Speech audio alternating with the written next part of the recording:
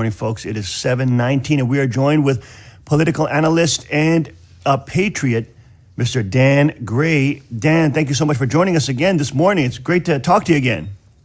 Well, thank you. I woke up a little oddly this morning. I was feeling much like a wooden amoeba rock dog, but I'm feeling much better. I had some coffee. Well, how's this weather? We're finally getting some warm weather. Yeah, I know. I can see that bright sunlight here on this end and up your way. You know, you were mentioning kings and queens, and you talked a little earlier about the probabilities of getting a royal flush. When I was a young man, I was not a good man. I was a bad man. I actually made my living, among other ways, playing poker, which was illegal gambling. And when you describe somebody getting a royal straight flush over and over again, it's either a miracle or it could be cheating. It's good to be skeptical. Just because something looks a certain way doesn't mean it is.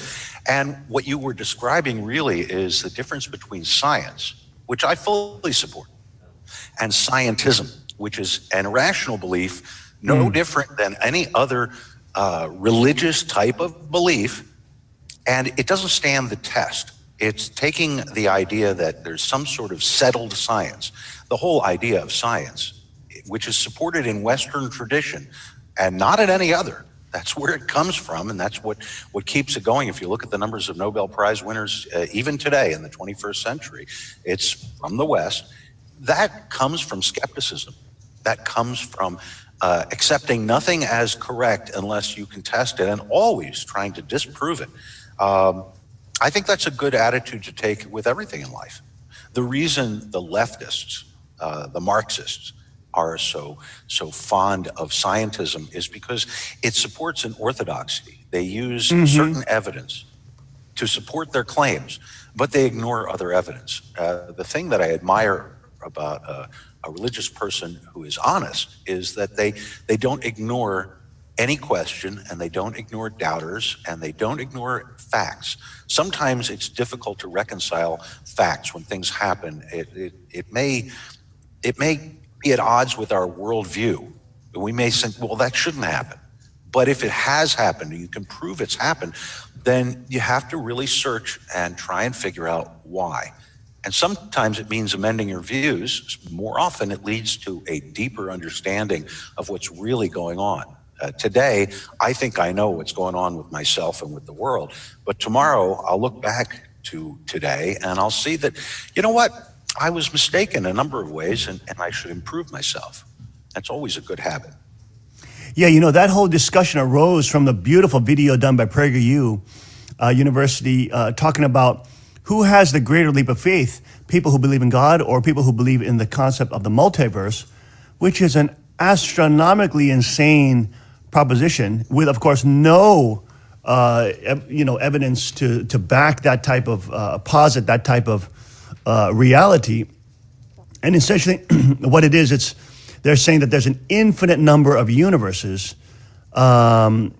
which makes, of course, everything then everything that is possible to be possible is in fact present, or in fact reality. Well, you know, it may well be true, but I'm kind of like. But if it's, see, this is what's interesting. If it's true, then that means God's existence is true, because it is God, or a creator of one universe, and if it's possible to create it, posit it in one universe, and that He would have omniscience over all universes, then it's possible, if you have an infinite number of universes, for that to exist in one universe, which then means it exists in all universes. This is the ontological argument by Alvin Plantinga of Notre Dame. Very condensed, of course. Well, it's always fun to speculate, and of course that's possible. But I'm like my friend from Missouri who says, "Show me. I want to see some evidence." Exactly. You could posit that I'm a wooden amoeba rock dog. But, well, the multiverse is that crazy. It's basically saying, amoeba rock dogs exist. Actually, one of the greatest thinkers of the Enlightenment, of the late Renaissance, was a guy named Blaise Pascal, a French mathematician who was a very religious fellow also. And he came up with a mathematical formula that's known as Pascal's wager. And he posited mathematically the two possibilities, that either God does not exist or that God does exist. Now, he actually believed that God existed, but he was willing to question and to challenge that belief.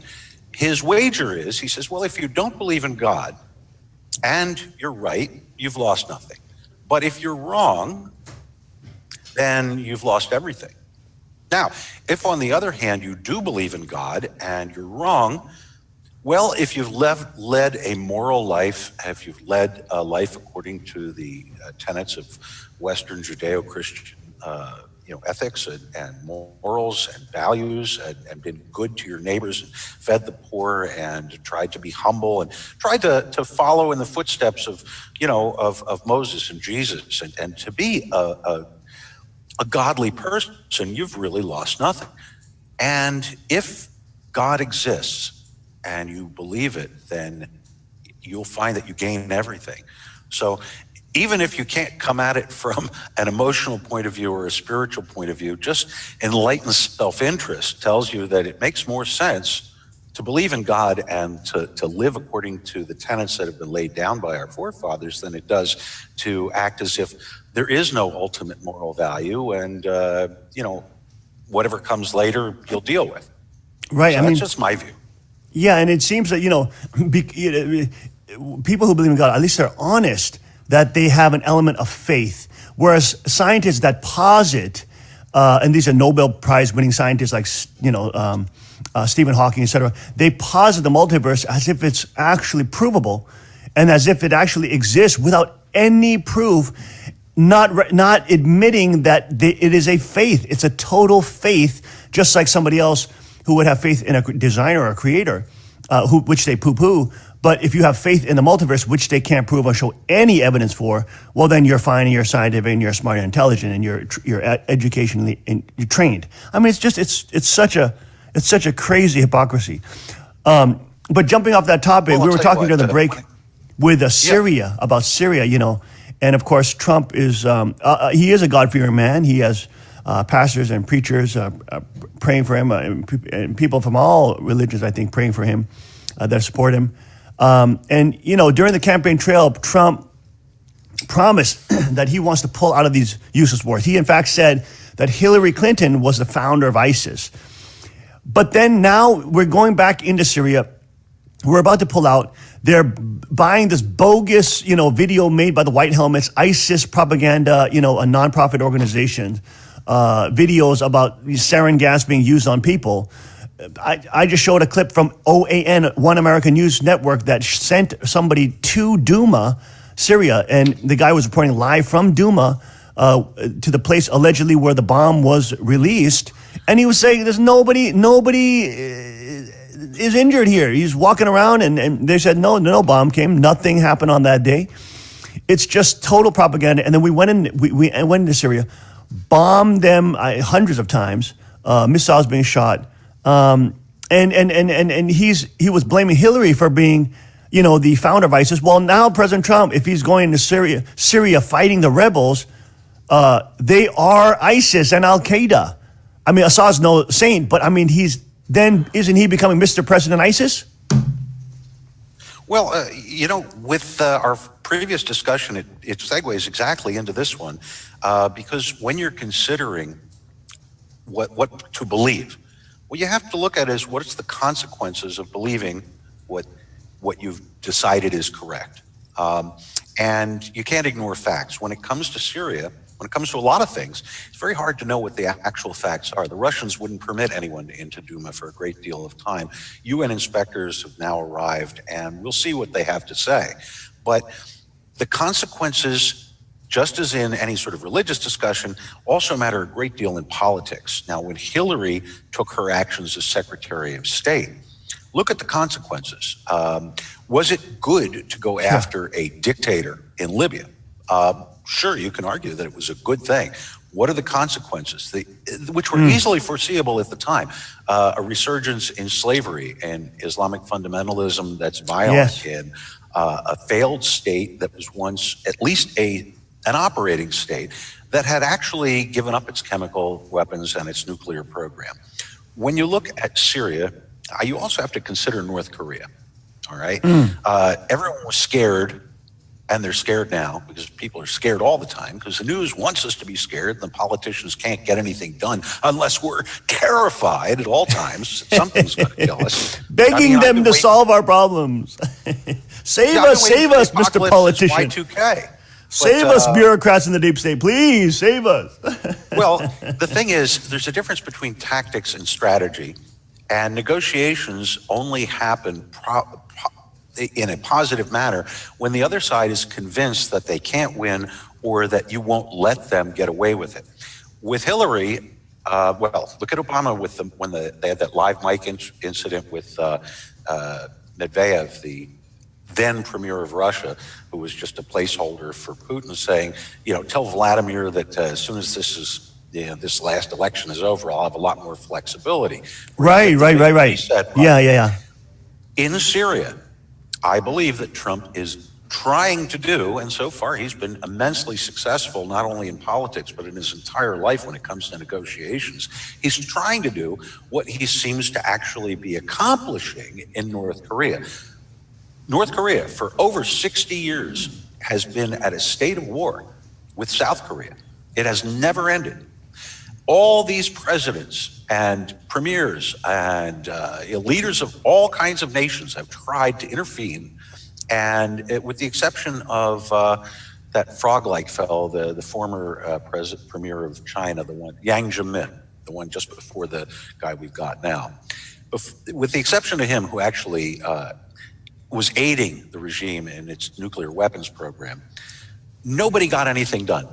The Kims, that entire family, they don't need to be able politicians when it comes to their own country because they've got them under the boot of a fascist heel. On the other hand, when it comes to their foreign neighbors, South Korea, Japan, China, Russia, further along, us in the United States and the Middle East and every other place in the world, he has to be a politician. All of them have to be politicians because he can't just enforce his edicts. He can't just tell the United States, this is what you've got and you're going to take it and like it or we shoot you, because he doesn't have that kind of power. So what does he do? He plays politics, and people call him crazy, and yet he's been immensely successful because he's managed not only to retain his regime, but to continue getting food and energy shipments and to export nuclear weapons technology and to get away with all kinds of crap that he should never have been doing in the first place. Now, Trump stood up to him. He threatened him, and he convinced the latest Kim dictator that this was not going to work with him, and that he was crazier, and that he was going to stand his ground, and that there were going to be finally consequences for this bad behavior on an international stage. And what do we see? We see North Korea and South Korea agreeing to turn off the loudspeakers, to dial it back for a change, to get us away from 1 minute to midnight on that nuclear clock, to have direct talks with other foreign leaders, and for Kim on his state media to have that odd woman that he has up there on state media actually get up there and say that he's unilaterally getting rid of his nuclear weapons program, and there will not be another missile launch of any kind or a nuclear test. That's an amazing win. It has yet to come to fruition, but it didn't happen because Trump was weak, and it didn't happen because he played according to other people's rules. And I believe that that's what he's attempting to do in Syria, because you got to remember, it's not just Assad, and it's not just ISIS and the Al-Qaeda. The major players in that area are, on the one hand, Israel, Saudi Arabia, the United States, and possibly Jordan. And then on the other hand, we have Iran, Turkey, and Russia, major players, all in the region, all concerned about geopolitical gains for themselves and doing things that undermine American and world interests and undermine freedom and liberty, undermine democracy. So if Trump is going to convince them to back off, to get the hell out of that country, to allow them to work it out in Syria the way they want to work it out, and that may or may not mean getting rid of the dictator Assad, I don't know. But for him to get the best possible outcome, he's got to be strong, And when they come up and threaten that we're going to start World War III if you do this, he's got to figure it out that they don't really mean it, that they're not going to start World War III because it's not in their best interest, and back them the hell down. And he's doing it. Yeah, I mean, I think there's a lot to be said about the whole issue in Syria. You know, there was a wonderful article that we covered just a couple of days ago, analyzing the petrodollar and the sort of contracts with Saudi Arabia and, of course, the seat of radical Islam, Islamic funding, many of the most holy sites of Islam, of course, Mecca, Medina in Saudi Arabia. We know that they backed ISIS, Al Qaeda, IS, you name it, and of course, the trading of the petrodollar basically allowing Saudi Arabia to create a monopoly in the Middle East, while of course benefiting the U.S. with the purchasing of the dollar or the use of the dollar to trade. But now you have Russia, you have now China starting to trade, starting to buy oil in different currencies. Now offering competition up for that petrodollar monopoly and the Saudi Arabian monopoly. And so this article was going on saying that the U.S. needs the Syrian base to be able to have a pipeline to compete and to allow Saudi Arabia to keep that monopoly. Tim Elder, of course, Tim spent a lot of time in Korea, myself included, but Tim was also in the news business as a reporter there as well and as an editor. Tim, why don't you chime in on this here about North Korea?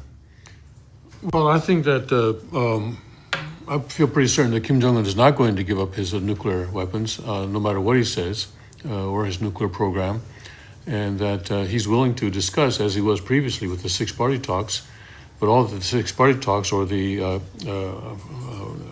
framework agreement that Clinton came up with, all that accomplished was to give them money and to give them time to further their nuclear program. So the reality is, and I think people in Washington know this, even though they're not saying it, the reality is that the only way you're going to get North Korea to give up their nuclear program is to have regime change. But that would be very delicate with China, so people don't want to talk about it.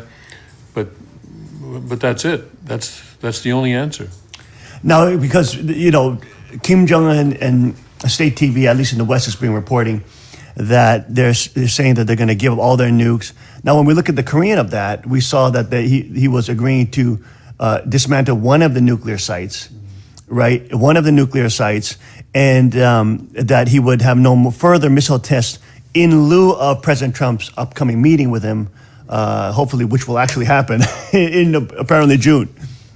Well, I'll tell you what. We'll get back to Iran and the use of the yuan, the Chinese yuan, and don't forget India and the pipelines. But to reflect a little more on North Korea, Kim's going to say what he needs to say, and Trump's going to say what he needs to say, and the results are what matters.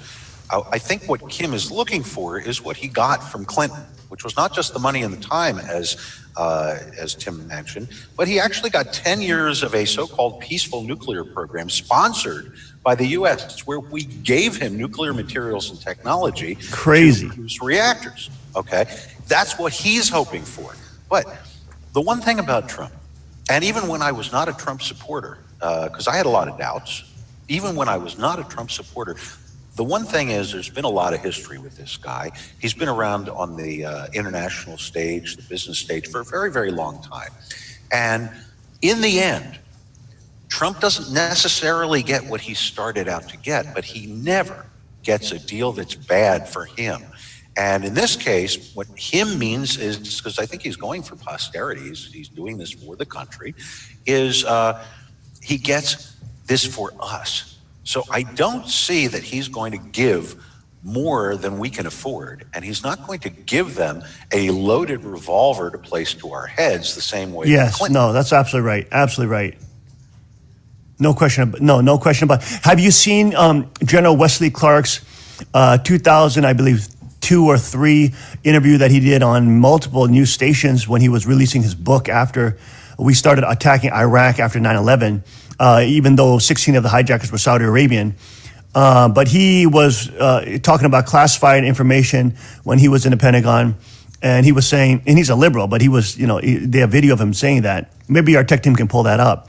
And he was admitting that, hey, I was told that, okay, we're going to go to war in Iraq. I was like, okay. Didn't know why. Do we have any, intel that Saddam Hussein is connected to 9/11? And so they said, no, well, we're gonna, that's the orders from above, so we're going to war in Iraq. And then he came back a couple of weeks later, and then they outlined a 7-country plan where they were going to attack and topple 7 different Middle Eastern countries: Iraq, Afghanistan, Libya, Sudan. What was the other ones? Iran.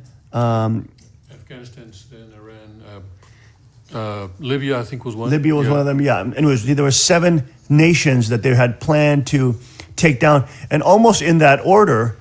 They've been working on one country after another, and enacting this sort of plan that was, in his words, it was classified, so he didn't want to look at the documents, but he was told about the plan from the sort of deep state or the unelected bureaucrats that obviously profit off of these wars.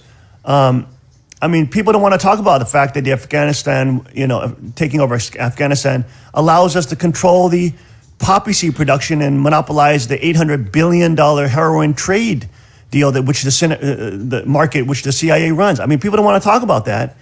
Dr. Paul Williams has done a book on that. There's so much incredible wickedness that has been perpetrated, from the deep state. I think which President Trump is trying to fight. I don't think he's part of it. But the deep state has become such an evil cancer. And we kind of see it as the black horse in the 4 horsemen of the apocalypse, the black horse that holds the scales of justice, but actually is releasing so much evil in the world. And so it's like it's absolutely crazy. What's your view of the deep state and about them trying to take down the Middle Eastern countries to prop up the monopoly of Saudi Arabia? Well, when you talk about Wesley Clark, he was trying in his lame way to expose the neocon agenda. The neoconservatives weren't really conservative, but you have to consider that even though a crooked clock can be right twice a day, and Wesley Clark is certainly no classical liberal, he's a neoliberal, which is pretty much like Obama and like Hillary Clinton, and they share the same goals. The deep state is actually 2 things. What we're talking about with the deep state, people confuse 2 different things. There's nothing new in politics. It's the same politics from the Old Testament, from the Greeks and the Romans, from the early Renaissance, from Machiavelli. It's the same. Politics is the same, and what's going on, this struggle for power, this struggle for influence, for military and economic and cultural hegemony and superiority, has happened and continues to happen, and unless the machines take over, will probably continue to happen in the same way as it always has. Now, there are 2 aspects to what we call the deep state. There's the actual deep state that has always existed in every country that has any sort of bureaucracy or church or any group, which is the professionals, the ones who are there for years and years and decades, and who are the continuity, and we need them. There are people, if we had to suddenly elect brand new people and appoint brand new people with every different administration, whether it was local, state, federal, to every single position, we'd have a lot of chaos for a lot of time. And if we kept replacing them, it might be very good for liberty in some senses, but in terms of efficiency, it would be extremely stupid to do so, because there are a lot of people who are in government, part of the true state, who are just professionals, and they just do their jobs, and they do them very well, and they have experience, and they know how things are done. But do we need the 4 million plus government employees of the deep state? No, that's too much. Yeah. Now, on the other hand, what we're referring to in the deep state isn't really the deep state. What we're referring to is a conspiracy, and I'm not a conspiracy theorist. They're proven conspiracies. You and I are conspiring right now. We're breathing together. We're talking together. But there are people who have similar views, who operate together to try and get what they want done. And when it comes to power, you'll often find that people in power are not open about things. They're not transparent. and they're not ethical. They're willing to Yes. do and have always been willing to do whatever is necessary, by any means necessary. That modern Marxist group out of California that's spreading, that is not anything new.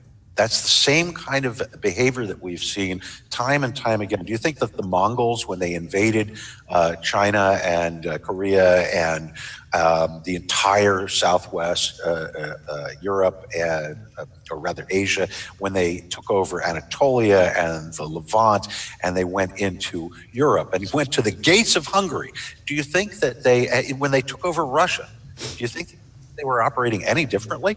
No. It was exactly the same as what we've got today.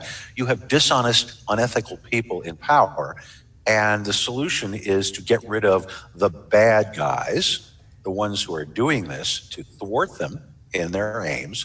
And the reason that they do this in secret, this is the biggest open secret of all, that most people refuse to grasp, they won't let their heads get around it, is that against them, you have no power as one individual. There's not a damn thing I could do if they decided to target me. I could fight them, but they'd win. I fought the law and the law won. On the other hand, if we all stand up, even for a moment, on any issue whatsoever, they always back down. And the reason they back down is not because it's sensible or it's non-chaotic or they're willing to give you just an inch so that they can take a yard later. The reason they back down is because they only have power if we allow them to have power. The true power resides in the people. Now the question does remain whether or not the people will actually exercise their power. Unfortunately, I'm optimistic, but also extremely dubious at the same time. It's true. I mean, the Second Amendment plays a big role there. Look at the UK being stripped of their even right to exit the EU. Yeah, and you'll note that violent crime has not dropped in the EU. In fact, it's increased, and now they're using knives. Sure, you have to ban knives. My God, butter knife. Maybe, Butter knife. And it's true. You can use a van to kill people. You can use I have a glass bottle sitting. You can use right a rock. over there. If we were in the same room and I reached over and grabbed the glass bottle, broke it, I could hurt people with it if I chose to be a bad guy. And that happens a lot in England too. You'll find people throwing acid at each other, cutting each other with bottles. I would prefer to have everyone armed, who's willing to be armed and who's responsible. And the reason is because if I was a bad guy, if I was interested in going after someone, I'm unlikely to pick somebody who's going to hurt me, who's going to make it tough. Exactly. And if everyone who wants to be armed is armed and you don't even know it, you have no way of knowing, then that little old lady, that woman with babies in a baby carriage, that disabled person in a wheelchair, that looks like an easy target, well, if they can point and squeeze, maybe they'll end you. And maybe think more than twice. And you shall rule them with a rod of iron, is what the Bible says. It certainly does. Oh my goodness! It's amazing because when we look at the state of affairs in the U.S. too, and you're talking about the people being able to stand against exercising their rights. That's why I believe it's so important for because we know there's different parties. The George Soros trying to fund open civil war in this country, Antifa, you name it, which have fortunately been designated as terrorist organizations by the FBI, and rightly so. But if the people don't exercise their rights, and if they don't speak out, there's a rally coming up in Harrisburg for the Second Amendment. Mao Zedong said all political power comes to the barrel of a gun, and that's why the Communist Party has the control of the guns, because they may be pointed at the Communist Party. I mean, these socialists and collectivists, they know and they fear when when a population is armed. And of course, that's why our founding fathers put that so triumphantly into the Bill of Rights. But if we don't stand up for this, it slowly does erode and it slowly does get taken away from us. How important is it for us to protect our rights, and especially right number 1, right number 2, Amendment number 1 and 2? All of them. Well, I'll tell you what the leftist orthodoxy, and I call them an orthodoxy. It's true. It's true. Radicals. Yeah, it's They're an not orthodoxy. radicals. They Yeah. are extremely conservative in the sense that they want to conserve all power to themselves. And what they fear is anyone who steps off the plantation. They fear the ideas, they fear speech, they fear religious belief that comes from choice and from an open position where it's not forced on you. I don't see anyone forcing anyone to be Christian or Jewish. Oh, they're or censoring everybody that they disagree with. Or Baha'i, or any of these other religions. Now, you're a Christian, and I'm a Jew, and I respect you, and I don't see you, as you're a pastor, and you can try all you like, and I will listen to you if you want to try and convince me of what's right. And I'm an Old Testament guy, and I can try and convince people that that's right, and that's fine. That's absolutely okay. But radical Islam, and this is why the leftists in their orthodoxy, these Marxists, like radical Islam, it does the same thing. It tries to force people to be in fear, to keep their ideas to themselves, to not even hold those ideas. Speech itself, words, become illegal. Now, Yes. the reason that they're doing these things is because they can under our system. It's a weakness of our system that's necessary, which gives them the same power of speech. As long as all they have is the power to try and convince people, you can, as Lincoln said, you can fool all of the people some of the time and some of the people all the time, but you can't fool all the people all the time. But we see in I thought that was Bob Marley. I'm just joking. Well, yeah, we see in places like Nazi Germany or Chinese communism or North Korean communism, we see that you don't need to fool them all the time if you've got them under your rod of iron and they don't have one to fight back Oh, with. yeah. So Oh, yeah. The Second Amendment is the guarantor of all other freedoms because it permits me, and it's not the government permitting me, it's God giving me this right that permits me to, no matter how weak I may be as an individual, I can protect myself and my family, even if it's not a human threat. We have a bear. It's springtime. I'm sure you have bears too, but the bear comes down off the mountain, out of its den this time of year, and goes after everybody's bird feeder, goes after the garbage. Well, it's hungry. And I understand that the bear wants to do this, and I'm fine with a little inconvenience. I'm not interested in doing anything to the bear. But if that bear decides to go after one of the kids in the neighborhood, or an old lady, or someone's pet, tries to break down the door to my house because it smells, some delicious cooking going on or something, because my wife's a great cook, so is my daughter. If that happens, I need to be able to stop the bear. Now, I'm a tough guy, but I'm an older guy. And I'm not sure even at my prime what I could do with a stick or a bucket of rocks against a 400-pound black bear that weighs hundreds of pounds. These are ferocious creatures when they want to be. Oh, yeah. On the other hand, a 12-gauge shotgun slug will pretty much end it. And it's knowing that you have that potential. Yes. Individually and collectively, if it wasn't just a bear. Let's say that there was a terrible gang. We don't have gang problems in this area, thank goodness. I mean, we have crime, we have drugs, but we don't have gangs like they do in some places. But if you had an MS-13 gang, or gangs like the Crips and the Bloods in LA or Chicago or some of these bigger cities, if you had that, and they decided to move into this little town that I live in. Oh, boy. Well, I'll tell you what.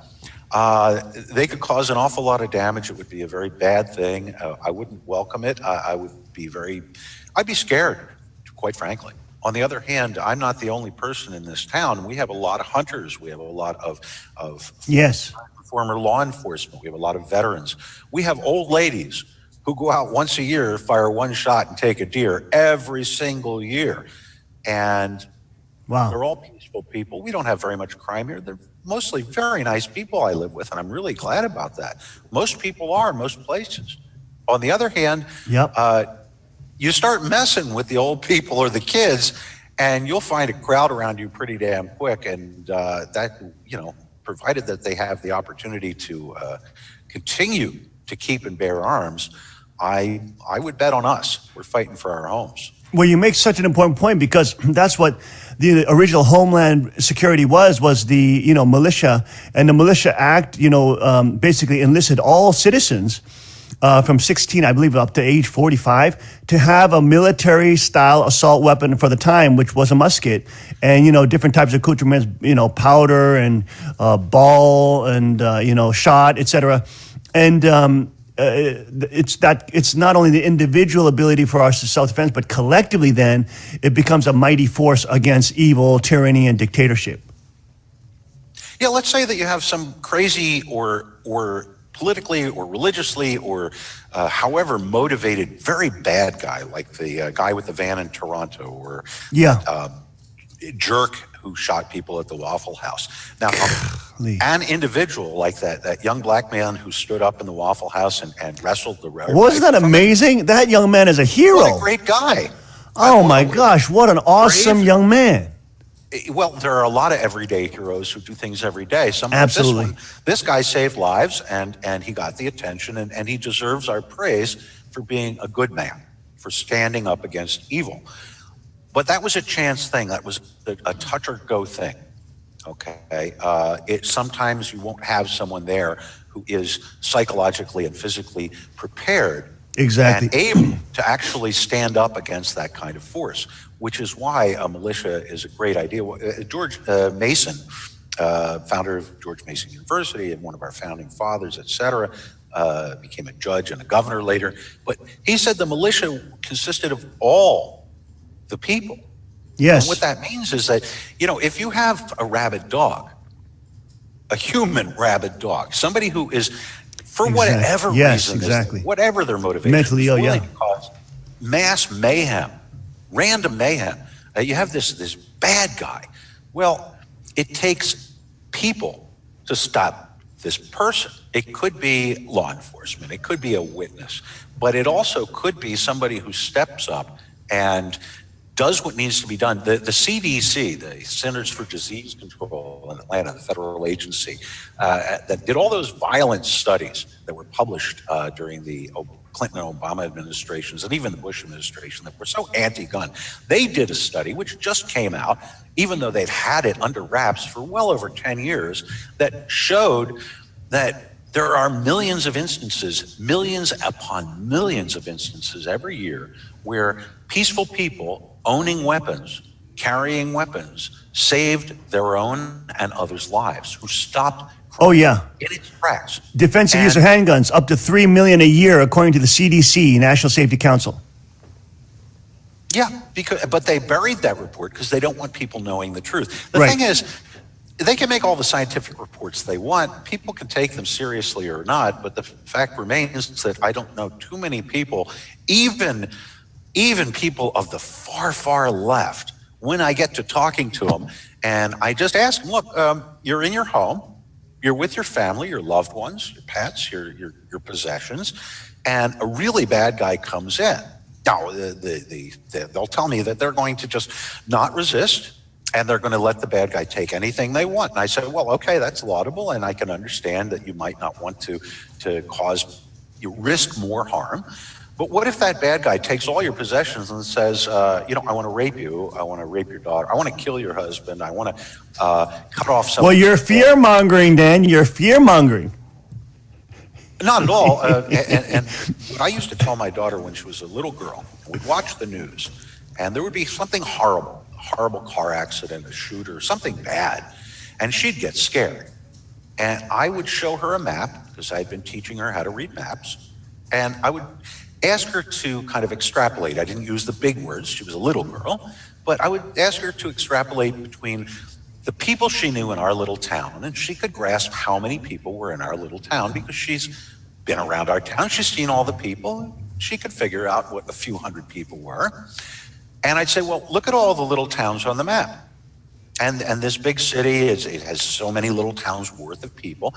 And so she kind of got an idea of how many people there were. Oh, I had a little. And I said, how many bad things happened today? And we looked on the news, and there were 3 bad things, 2 bad things, 1. And I said, well, for all those little towns, all those people, 1 bad thing happened. And it's important, and that's why they're telling us. But think of all the good things that happened because good things happen in our town every day, and good things happen in all these little towns every day that they don't tell us. So there's no point in calling it fear-mongering. There are rabid dogs. There are bad actors. There are crazed Al-Qaedas and just absolutely off their medication, homicidal maniacs out there.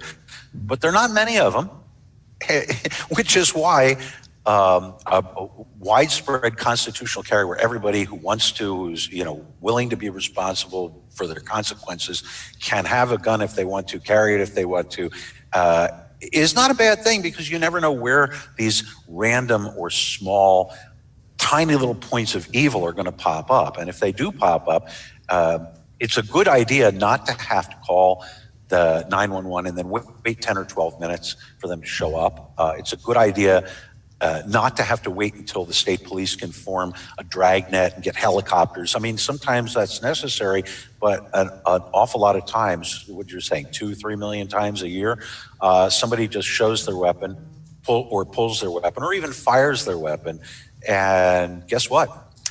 No more threat. It's over. There's amazing statistics that show that if a woman has a knife or a firearm, that the rape assault rate will fail. The rape assaulter will fail 97% of the time. They will only be successful 3% of the time if she has a knife or a gun. So basically, if she has force multipliers on her, which allow her to fight back and defend herself. These criminals are cowards. They're wicked. They're evil. They're just trying to exploit other people. And of course, it's emblematic of the larger crime syndicate of centralized power, which is always, of course, working on the immorality of the state to steal from people, steal their resources, steal their life, steal their energy, steal their destinies. And of course, that's why it always leads to what I call, my father always called it political Satanism. Dan, it's time for us to end our broadcast today. We are so grateful for so much truth bombs and so much wisdom pouring out of you this morning. I know you're having trouble with your visual today, but your audio came out great. You are so eloquent. You're so intelligent. We're so grateful to have you on and breaking a lot of this down for us. We thank everybody else for joining us this morning. It's a beautiful day. Please get outside, folks. Psalm 19, do your Psalm 19 walk outside, The heavens speak of the handiwork of God, and just, be in his presence this morning. You have the perfect opportunity to do it today. Give him some glory today. Give him all the praise. We thank you for joining us once again, and we'll see you 5 a.m. sharp tomorrow on the King's Report. God bless, Godspeed, and may his kingdom come. Thank you, Dan.